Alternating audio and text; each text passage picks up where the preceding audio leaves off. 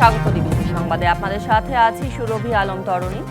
এক যুগ আগে আওয়ামী লীগ সরকারের সময়ে সংবিধানের পঞ্চদশ সংশোধনীর মাধ্যমে যে তত্ত্বাবধায়ক সরকার ব্যবস্থা বিলোপ করেছিল তার কিছু অংশ বাতিল করেছে হাইকোর্ট। এর ফলে ১৩ বছর পর ফিরেছে তত্ত্বাবধায়ক সরকার ব্যবস্থা, ফিরছে সংবিধান সংশোধনের জন্য গণভোটের বিধানও।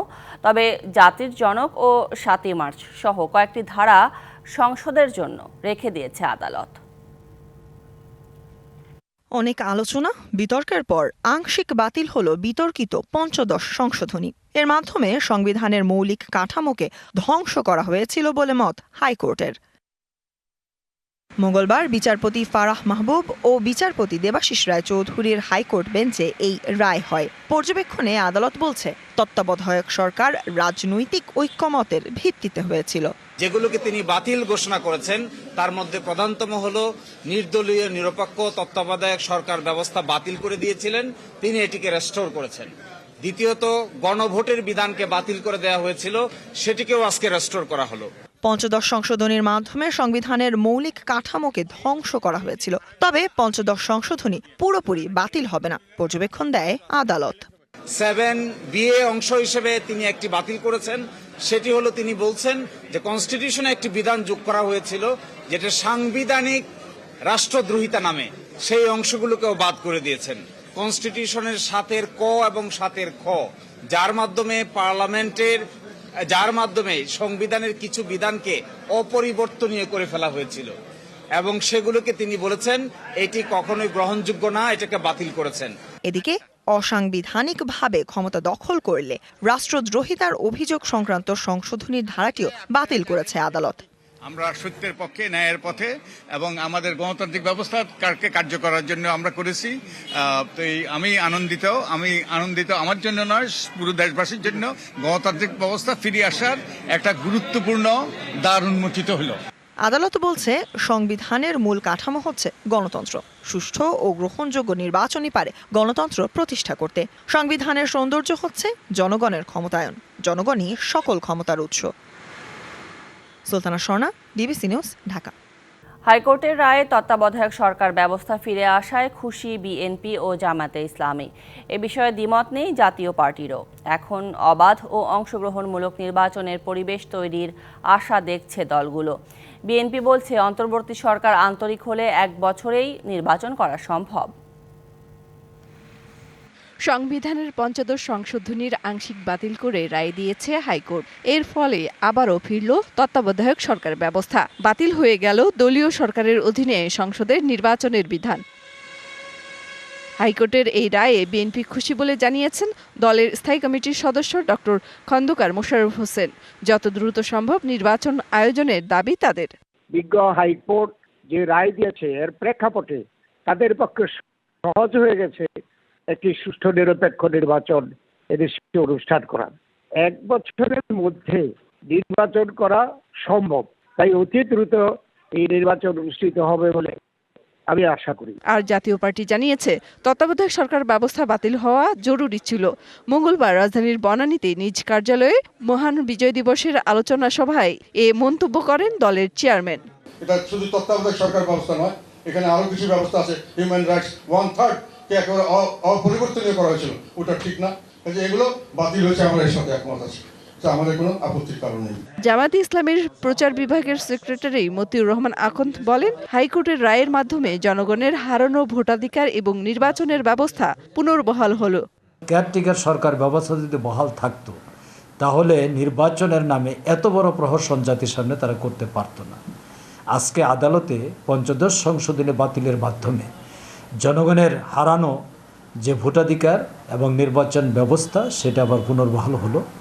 দলগুলোর প্রত্যাশা, এই রায়ের পর নির্বিঘ্নে জনগণ ভোট দিতে পারবে এবং অংশগ্রহণমূলক নির্বাচন হওয়ার পরিস্থিতির সৃষ্টি হবে। মেহের বনি, ডিবিসি নিউজ, ঢাকা। যে কোনো সময় জাতীয় নির্বাচন আয়োজনে প্রস্তুত আছে নির্বাচন কমিশন। কথা জানিয়ে প্রধান নির্বাচন কমিশনার এম নাসির উদ্দিন বলেছেন, জাতীয় নির্বাচন ইভিএমে নয়, ব্যালটে হবে। দুপুরে রাজধানীর আগারগাঁওয়ে নির্বাচন ভবনের সাংবাদিকদের তিনি আরও বলেন, প্রয়োজনে ভোটার তালিকা আইন পরিবর্তন করা হবে।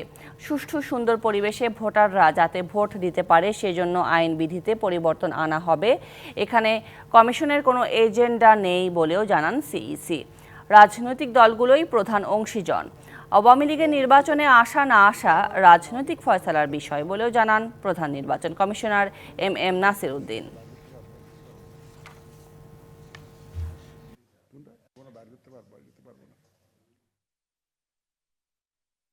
মাননীয় প্রধান উপদেষ্টার যে মতামত, যে বক্তব্য, ওদের সাথে ফুললি অ্যালাইন্ড। যেগুলো সে অনুযায়ী আমরা নির্বাচনের জন্য আমরা একদম আমাদের প্রস্তুতি শুরু আনা চলছে। যুদ্ধের মাঠে যেরকম চলে, ওয়ার ফুটিংয়ে আমাদের প্রস্তুতি চলছে। ইলেকশনটা করার জন্য, একটা সুন্দর নির্বাচন অর্গানাইজ করার জন্য যা যা প্রয়োজন সে লক্ষ্যে আমরা কাজ করে যাচ্ছি ইনশাল্লাহ। 9টি প্রকল্পে 80,000 কোটি টাকা অনিয়ম দুর্নীতির অভিযোগে সাবেক প্রধানমন্ত্রী শেখ হাসিনা, তার ছেলে সজীব ওয়াজেদ জয় এবং শেখ রেহানা ও ভাগ্নে টিউলিপ সিদ্দিকের বিরুদ্ধে অনুসন্ধানের সিদ্ধান্ত নিয়েছে দুর্নীতি দমন কমিশন। দুদক জানিয়েছে, ক্ষমতাচ্যুত আওয়ামী লীগ সরকারের বিশেষ অগ্রাধিকার দেয়া 9টি প্রকল্পে 80,000 কোটি টাকা দুর্নীতির অভিযোগ পাওয়া গেছে। এর মধ্যে রূপপুর পারমাণবিক প্রকল্পে 59,000 কোটি টাকা এবং সরকারের আশ্রয়ন, বেবজা সহ 8টি প্রকল্পের আড়ালে 21,000 কোটি টাকা দুর্নীতির অভিযোগ আনা হয়েছে, যেখানে প্রধান অভিযুক্ত হিসেবে নাম রয়েছে শেখ হাসিনার। অন্যদিকে রূপপুর প্রকল্পে শেখ হাসিনা ছাড়াও তার ছেলে জয়, বোন শেখ রেহানা এবং রেহানার মেয়ে টিউলিপ সিদ্দিকীকে অভিযুক্ত করা হয়েছে। এসব দুর্নীতির বিষয়ে শেখ হাসিনা সহ 4 জনের সম্পৃক্ততা খতিয়ে দেখতে অনুসন্ধানের সিদ্ধান্ত নিয়েছে দুদক।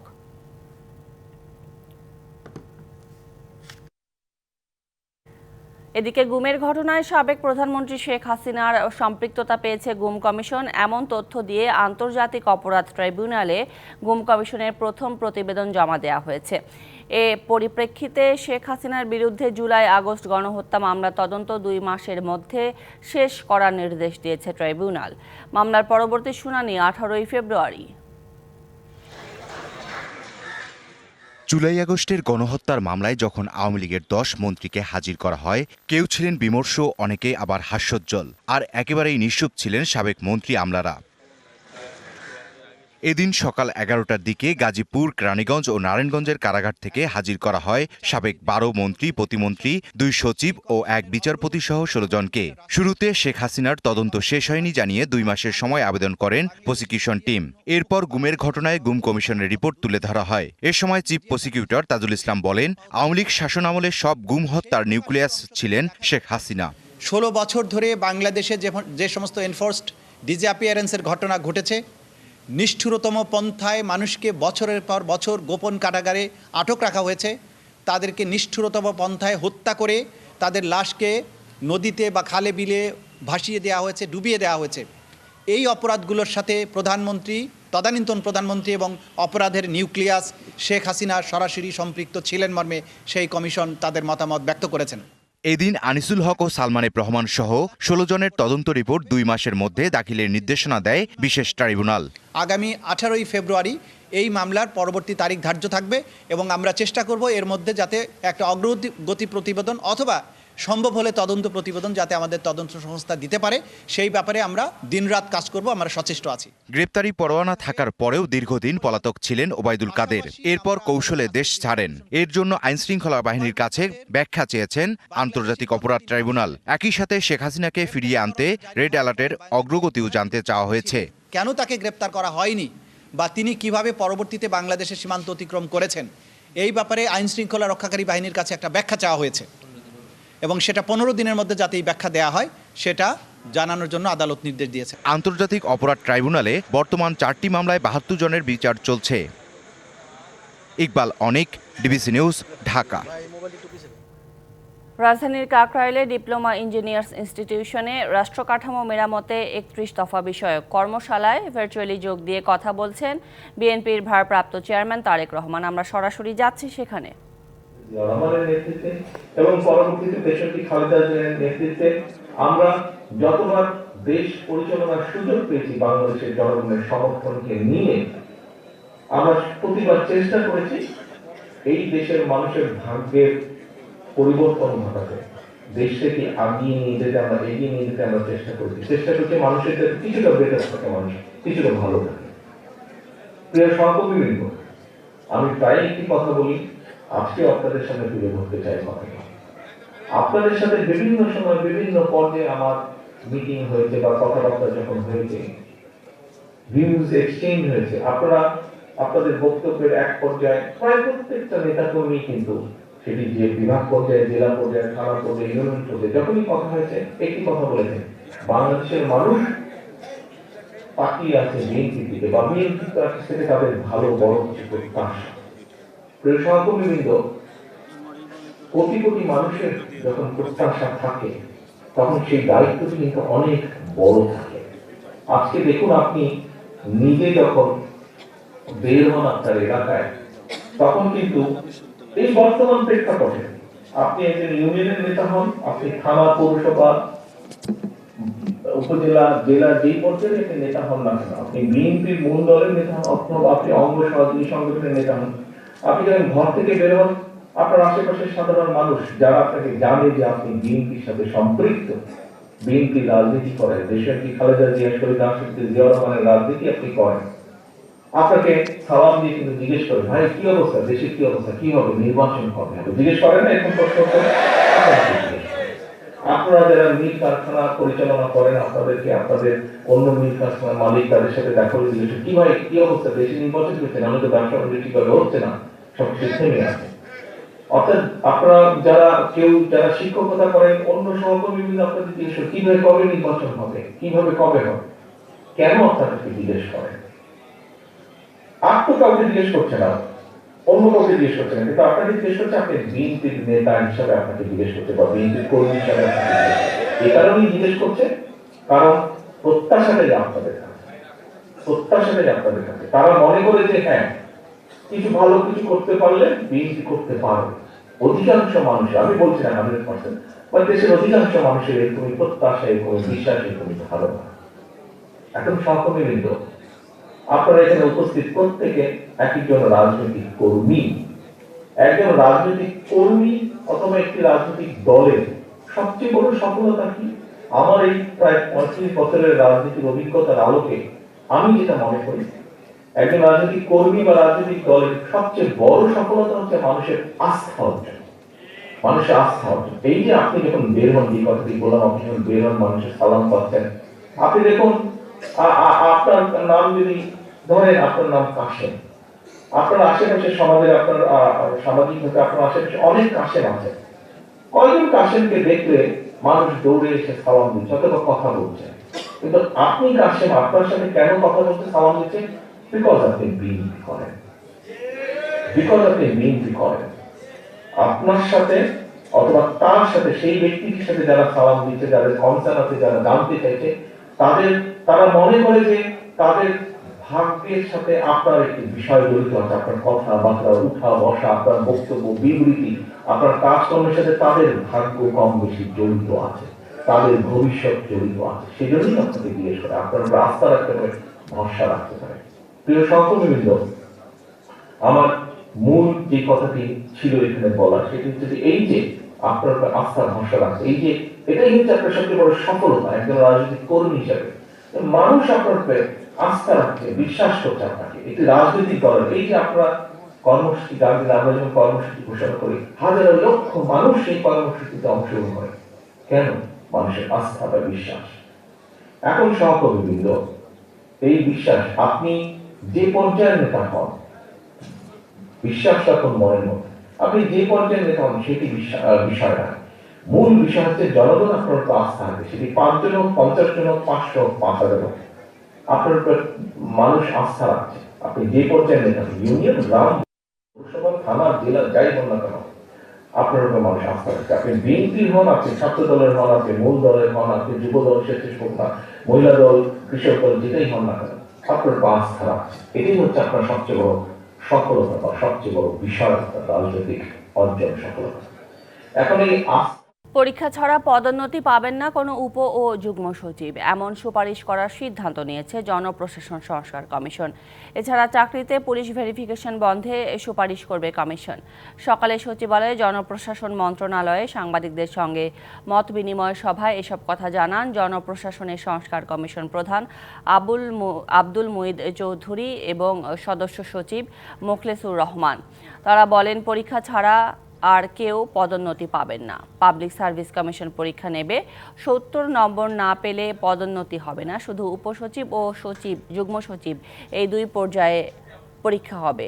এরপরে পর্যায়ে সরাসরি পদোন্নতি দিতে পারবে সরকার। টপ সিক্রেট, রাষ্ট্রীয় কারণে সিক্রেট রাখতেই হবে, এই ধরনের জিনিস ছাড়া বাকি জিনিস আর রাখা যাবে না। আমরা এই তথ্য অধিকার আইনটাকে অত্যন্ত গুরুত্ব দিচ্ছি। চাকরিতে মানে রিক্রুটমেন্ট, বিভিন্ন ব্যাপারে পুলিশ ভেরিফিকেশন একটা ম্যান্ডেটরি, এটা আমরা রিকমেন্ড করতেছি, এটা থাকবে না। স্বাধীনতা যুদ্ধ একান্তই বাংলাদেশের আপামর মানুষের লড়াই, বিশ্বের বুকে এক অনন্য উদাহরণ, এমন মন্তব্য করেছেন নৌ পরিবহন উপদেষ্টা অবসরপ্রাপ্ত brigadier general doctor M Sakhawat Hossain. বলেন, বিজয় দিবসে মুক্তিযুদ্ধ নিয়ে ভারতের প্রধানমন্ত্রী নরেন্দ্র মোদীর মন্তব্যে আহত হয়েছেন মুক্তিযোদ্ধারা। সকালে সিলেট মেরিন একাডেমির কুচকাওয়াজ অনুষ্ঠানে প্রধান অতিথি হিসেবে যোগ দেন সাখাওয়াত হোসেন। বিজয় দিবস নিয়ে নরেন্দ্র মোদীর মন্তব্য নিয়ে প্রশ্নের জবাবে তিনি বলেন, এটা কেবল তার মতো করে বলেছেন, তবে এমন মন্তব্যে মুক্তিযোদ্ধারা আহত হয়েছেন। ভারত মুক্তিযুদ্ধের ইতিহাসকে অন্যভাবে দেখতেই পারে, এটা তাদের দৃষ্টিভঙ্গির ব্যাপার বলেও জানান এই উপদেষ্টা।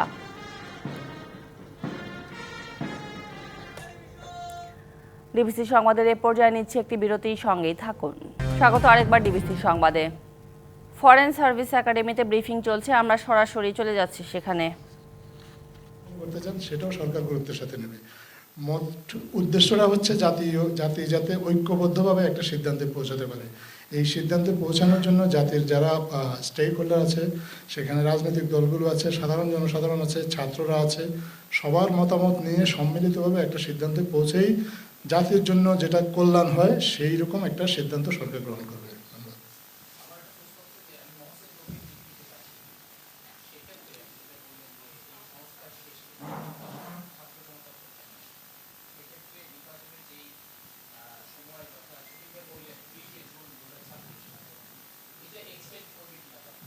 এটা যখন পরিস্থিতি তৈরি হবে তখন দেখা যাবে, এই বিষয়ে এখন স্পেকুলেশন করার মতো সময় হয়নি। সরি, বিডিআর হত্যাকাণ্ডের পুনঃতদন্তে 5 কার্যদিবসের মধ্যে কমিটি গঠন করে প্রতিবেদন দিতে বলা হয়েছে বলে জানিয়েছেন স্বরাষ্ট্র উপদেষ্টা লেফটেন্যান্ট জেনারেল জাহাঙ্গীর আলম। সচিবালয়ে সংবাদ সম্মেলনে স্বরাষ্ট্র উপদেষ্টা জানান, কমিটিতে সদস্য থাকবেন 5 থেকে 9 জন, তবে বেশিরভাগই থাকবেন সামরিক কর্মকর্তা, অবসরপ্রাপ্ত বিচারক ও পুলিশ সদস্যরা। উপদেষ্টা জানান, এ বিষয়ে 2টি মামলা বিচারাধীন থাকায় কমিশন গঠন থেকে আপাতত সরে এলেও এই হত্যাকাণ্ডের সঠিক বিচার চায় অন্তর্বর্তী সরকার। এ নিয়ে বিভ্রান্তির কোনো সুযোগ নেই বলেও মন্তব্য তার।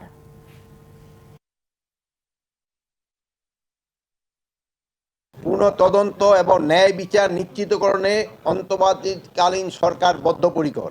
ন্যায় বিচার নিশ্চিতকরণের জন্য আগামী 5 কার্যদিবসের মধ্যেই একটি তদন্ত কমিটি গঠন করা হবে। এই কমিটিতে থাকবেন হলো অবসরপ্রাপ্ত বিচারক, সিভিল সার্ভিস, সশস্ত্র বাহিনী ও পুলিশের অবসরপ্রাপ্তদের নিয়ে গঠিত করা হইবে। পৌষের শুরুতে উত্তরাঞ্চল সহ দেশের বিভিন্ন জেলায় বাড়ছে শীতের প্রকোপ, প্রভাব পড়ছে জনজীবনে। টানা 5 দিন ধরে মৃদু শৈত্যপ্রবাহের কবলে উত্তরে জেলা পঞ্চগড়। জেলার সর্বনিম্ন তাপমাত্রা পঞ্চগড়ে 9.1 ডিগ্রি সেলসিয়াস রেকর্ড করা হয়েছে। হালকা কুয়াশা আর হিমেল বাতাসে বেড়েছে মানুষের দুর্ভোগ। কুয়াশায় ঢাকা পড়ছে জেলার পথঘাট। উত্তরে সীমান্তবর্তী জেলা ঠাকুরগাঁওয়ের শীতের তীব্রতা বাড়ছে। জেলার সর্বনিম্ন তাপমাত্রা রেকর্ড করা হয়েছে 10.2 ডিগ্রি সেলসিয়াস। শীতের প্রকোপ বাড়ায় জনজীবনে এর প্রভাব স্পষ্ট। বিশেষ করে খেটে খাওয়া নিম্ন আয়ের মানুষজন পড়েছেন বিপাকে। এছাড়া কুড়িগ্রাম নীলফামারীতেও শীতের কারণে সকালে সড়কে মানুষের চলাচল কম। আগামী দিনগুলোতে শীত আরও তীব্র হতে পারে বলে পূর্বাভাস দিয়েছে আবহাওয়া অফিস।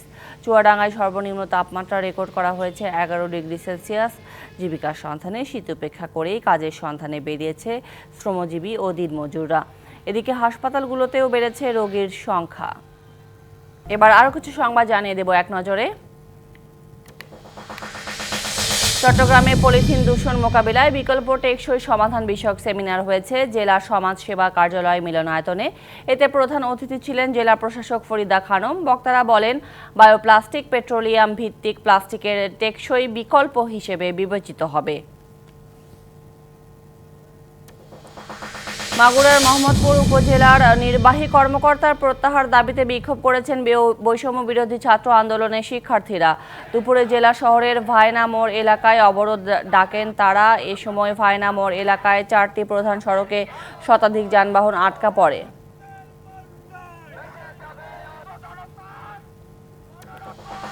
গুচ্ছ পদ্ধতি থেকে বেরিয়ে স্বতন্ত্র ভর্তি পরীক্ষার দাবিতে বিক্ষোভ মিছিল ও সমাবেশ করেছে ইসলামী বিশ্ববিদ্যালয়ের শিক্ষার্থীরা।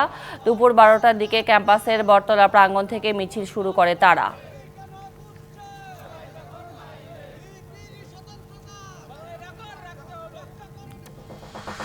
বাগেরহাটে বিএনপির সাবেক এমপি MAH সেলিমকে সংবর্ধনা ও একই এলাকায় বিএনপির সমাবেশকে কেন্দ্র করে উত্তেজনা দেখা দেয়ায় 144 ধারা জারি করেছে প্রশাসন। সকাল 10টা থেকে সন্ধ্যা 6টা পর্যন্ত 144 ধারা জারি থাকবে। কুড়িগ্রামে অবসরপ্রাপ্ত সেনা, নৌ ও বিমান বাহিনীর সদস্যদের নিয়ে কমিটি গঠন করা হয়েছে। সকালে কুড়িগ্রাম অভিনন্দন কনভেনশন সেন্টারে retired armed forces welfare society Bangladesh 3 বাহিনীর অবসরপ্রাপ্ত সদস্যদের নিয়ে 21 সদস্যের কমিটি গঠন করা হয়।